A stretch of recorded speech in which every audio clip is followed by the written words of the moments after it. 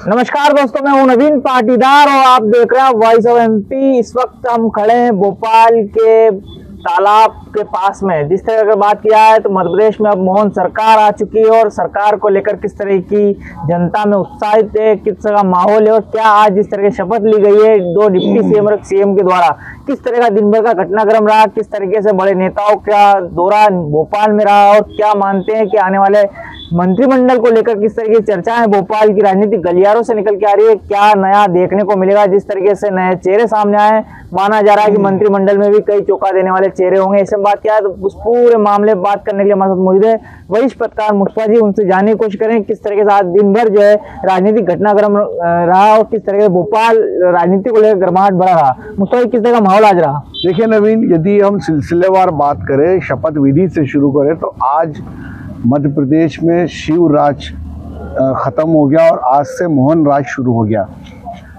दूसरी इम्पॉर्टेंट बात यह है कि आज सुबह 8 बजे से वॉइस ऑफ एमपी की टीम भोपाल में इस शपथ विधि को कवर कर रही थी। जो सबसे इम्पॉर्टेंट बात हमने देखी कि पूरे भोपाल के अंदर जितने भी बैनर पोस्टर लगे हैं उन तमाम बैनर पोस्टरों में कहीं भी शिवराज का कोई जिक्र नहीं है। तमाम पोस्टरों पे नरेंद्र मोदी का जिक्र है और उनकी केंद्र की योजनाओं का जिक्र देखा। दूसरी खास बात कि मध्य प्रदेश के इतिहास में आज तक सरकार के गठन की शपथ विधि के जितने भी कार्यक्रम हुए उसमें आज का कार्यक्रम सबसे ग्रेसफुल और सबसे ताकतवर कहा जाएगा, क्योंकि आज नए मंत्री और 2 डिप्टी सीएम को शपथ दिलाने के लिए प्रधानमंत्री नरेंद्र मोदी, केंद्रीय गृह मंत्री अमित शाह, राष्ट्रीय बीजेपी अध्यक्ष जेपी नड्डा, महाराष्ट्र के सीएम एकनाथ शिंदे, यूपी के chief minister Yogi Adityanath, BL संतोष और इसके अलावा भी 1 दर्जन से अधिक वो तमाम लोग थे जो इस देश में भारतीय जनता पार्टी की राजनीति में शीर्ष पर होते हैं और इतना ताकतवर मंच कभी नहीं देखा गया। तो एक इम्पॉर्टेंट बात है। और दूसरी खास बात यह है कि आज मात्र 3 लोगों की शपथ हुई, डॉक्टर मोहन यादव की जो मुख्यमंत्री बने और जगदीश देवड़ा और डॉक्टर राजेंद्र शुक्ला जो डिप्टी सीएम बने। एक और खास बात है कि आज भोपाल के इस लाल परेड ग्राउंड में हजारों कार्यकर्ता जुटे, जिसमें अधिकांश डॉक्टर मोहन यादव समर्थक, जगदीश देवड़ा समर्थक और डॉक्टर राजेंद्र शुक्ला समर्थक लोग थे। इसमें मालवा और विंध्य से बड़े पैमाने पे लोग जुटे। और आप देखिए कि इस समय मध्य प्रदेश की सरकार पे पूरा कब्जा मालवा का दिखाई देता है। आज जब डॉक्टर मोहन यादव और जगदीश देवड़ा ने शपथ ली तो मालवा से आए हजारों कार्यकर्ताओं का सैलाब जो था वो जमकर नारेबाजी कर रहा था और उत्साह दिखा रहा था। इस दौरान ज्योतिरादित्य सिंधिया भी मौजूद थे, प्रभात झा भी मौजूद थे, कप्तान सिंह सोलंकी मौजूद थे और मध्य प्रदेश के वो तमाम सीनियर लीडर मौजूद थे जिनको आज होना चाहिए, क्योंकि बीजेपी की जब टॉप लीडरशिप आज इस शपथ ग्रहण समारोह में थी तो जाहिर सी बात है कि मध्य प्रदेश से जुड़े उन तमाम लोगों का वहां उपस्थित होना वाजिब था। एक और खास बात है कि आज जब शपथ विधि हो रही थी तब शिवराज सिंह चौहान भी वहां आए थे और जब वो वहां आए तो मामा मामा की आवाजें लगी और जब शपथ विधि से वो निकल रहे थे तो उस समय सैकड़ों कार्यकर्ताओं ने उनको रोका, उनसे बात करना चाहिए। तो कुल मिलाकर के आज भोपाल में जो घटनाक्रम रहा शपथ विधि को लेकर वो गहमा गहमी भरा रहा और एक बीजेपी मध्य प्रदेश की में ये साफ तौर पे लग रहा है कि अब मध्य प्रदेश की सियासत जो है वो करवट लेने वाली है और एक नई सियासत का आगाज मध्य प्रदेश में होगा डॉक्टर मोहन सरकार के नेतृत्व में, क्योंकि शिवराज सिंह चौहान का जो 4 सरकारों में चीफ मिनिस्टर रहे, एक लंबा अरसा वो यहाँ थे। अब श्यामला हिल्स जो हमारे पीछे है, इस बंगले में डॉक्टर मोहन यादव का निवास होगा तो मध्य प्रदेश एक नई सियासत की तरफ बढ़ता हुआ दिखाई दे रहा है नवीन। मुझे ये आपने टॉप लीडरशिप की बात कही है, तो अगर बात करें तो क्या मानते हैं आपके, जब वो बड़े दिग्गज नेता नरेंद्र सिंह तोमर की बात किया है, कैलाश विजयवर्गीय की बात की जाए, प्रहलाद पटेल की बात की जाए, तो इन नेताओं का अब क्या होगा जो टॉप थे, जिनको केंद्र से हटा के मध्य प्रदेश लाया गया, मध्य प्रदेश में भी कोई बड़ा पद नहीं दिया गया, सिर्फ विधायक हैं, अब वो क्या किस तरह का रुख रहेगा? देखिए, इस पूरे मामले में जो दिन भर के घटनाक्रम से बात समझ में आती है वो ये आती है कि दिल्ली ने एक बात तय की है कि राज्यों के अंदर जो क्षत्रपों की पैदाइश हुई और क्षत्रपों ने अपना गुट बना लिया, तो दिल्ली उन क्षत्रपों के गुट को खत्म करना चाहती है और ये चाहती है कि पूरी बीजेपी एक जैसी हो। और उसमें ये कोई आवश्यक नहीं है कि ये व्यक्ति इस पद पे है तो इसी पद पे रहेगा, वो कभी भी आम कार्यकर्ता भी हो सकता है, वो मिनिस्टर भी हो सकता है, वो मुख्यमंत्री भी हो सकता है।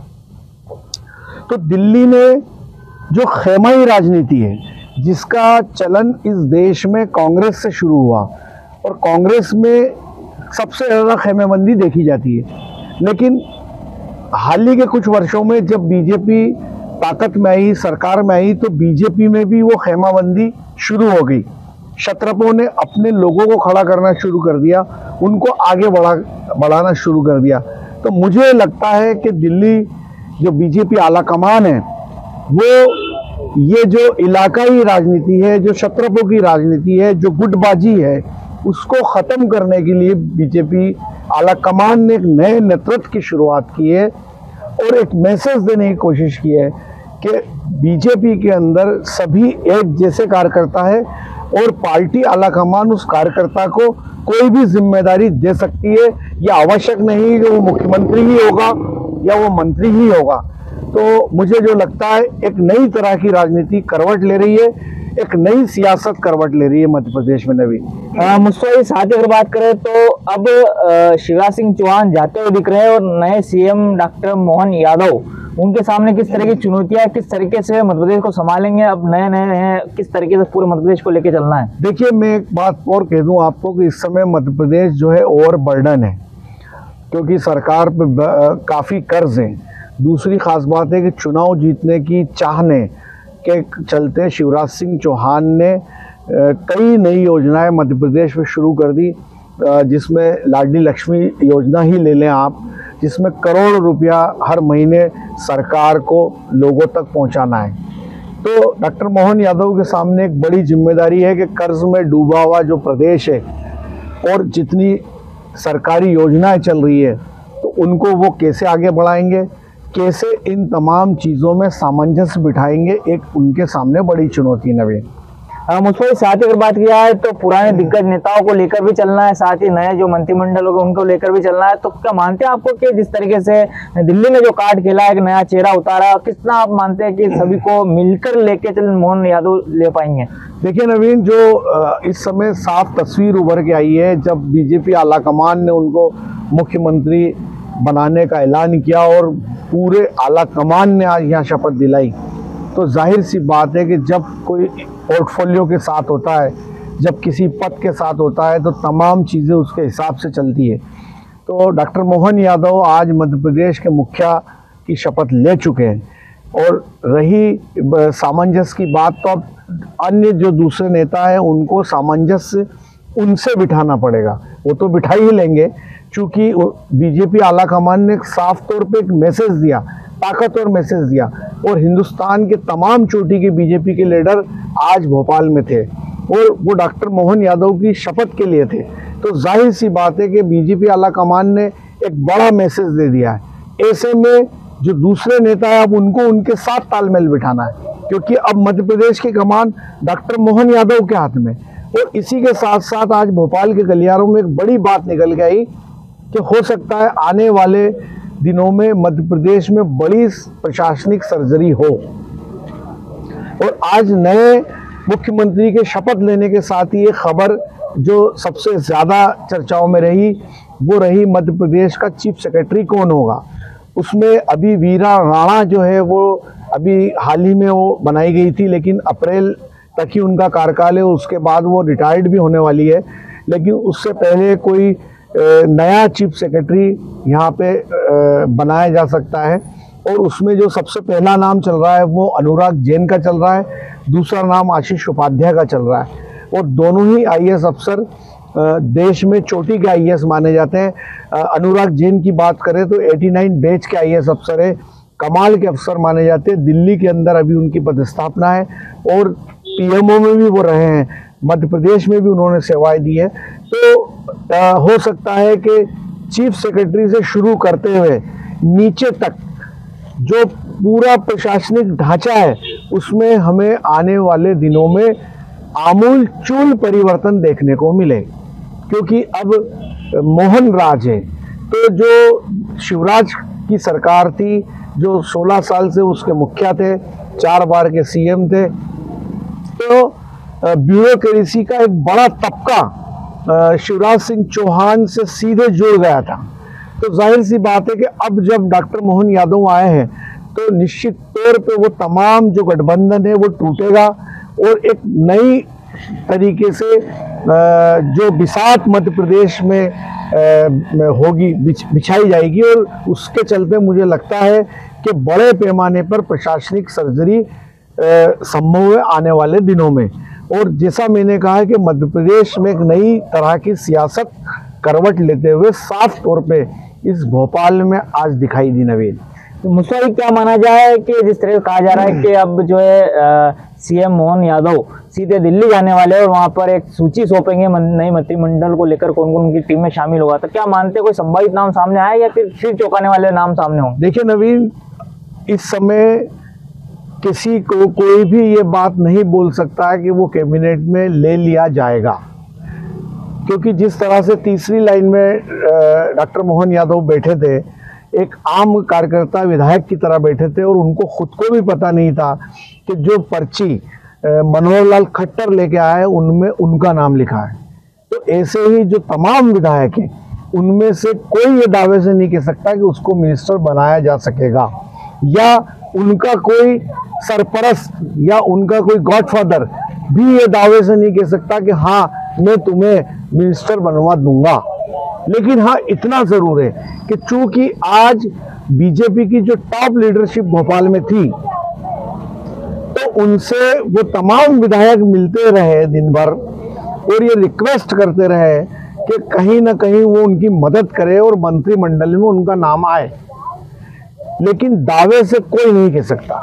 या यूं देखा जाए तो मनासा क्षेत्र के जो विधायक है माधव मारू, वो भी मंत्री बनाए जा सकते हैं, दूसरी बार के विधायक है।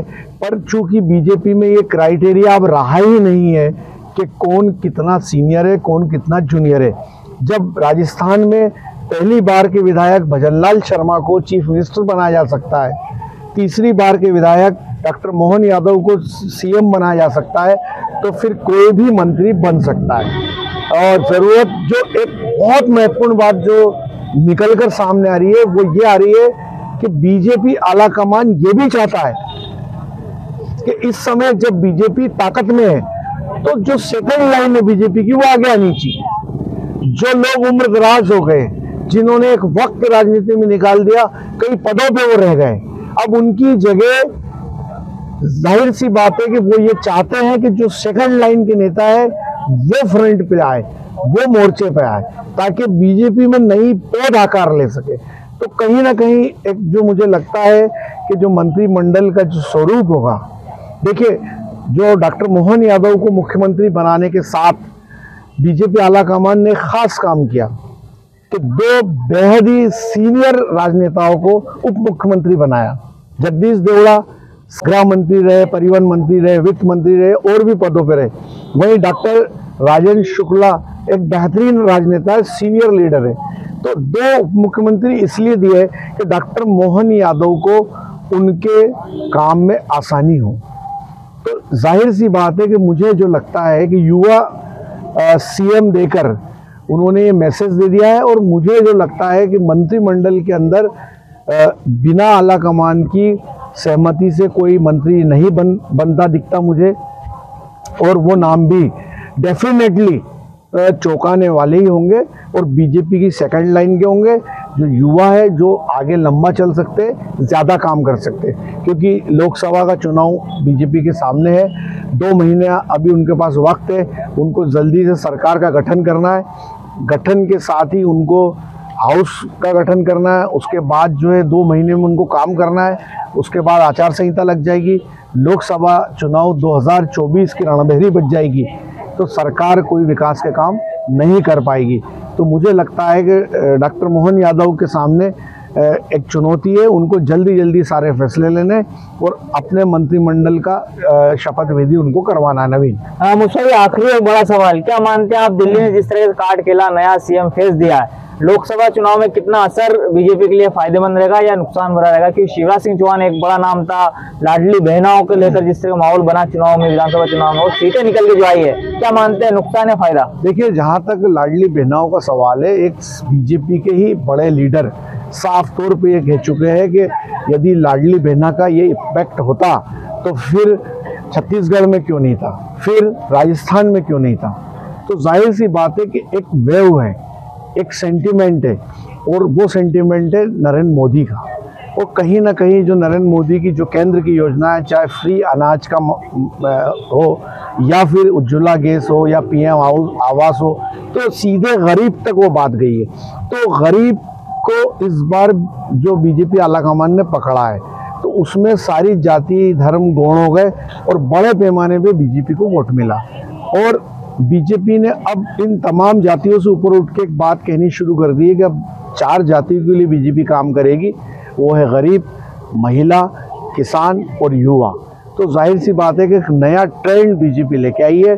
तो मुझे नहीं लगता है कि इसका बहुत ज़्यादा इम्पैक्ट लोकसभा चुनाव पे पड़े, क्योंकि लोकसभा में वोट मोदी के नाम पे पड़ेगा और ब्रांडिंग भी बीजेपी में पूरे देश में मोदी के नाम की है, और जो पद पे होता है नाम उसी का चलता है। नवीन, तो ये थे वरिष्ठ पत्रकार मुस्तफा जी, जिनसे हमने जानने की कोशिश करी कि आज भोपाल की गलियों में किस तरह का माहौल था, जिस तरीके से अब मध्य प्रदेश में शिवराज सरकार युग समाप्ति की तरफ है और नए युग की शुरुआत हो चुकी है। वो है डॉक्टर मोहन यादव, जिसे लेकर किस तरह का माहौल था, किस तरीके से आज शपथ दिलाई गई, आज से नए सीएम होंगे, साथ ही 2 डिप्टी सीएम होंगे।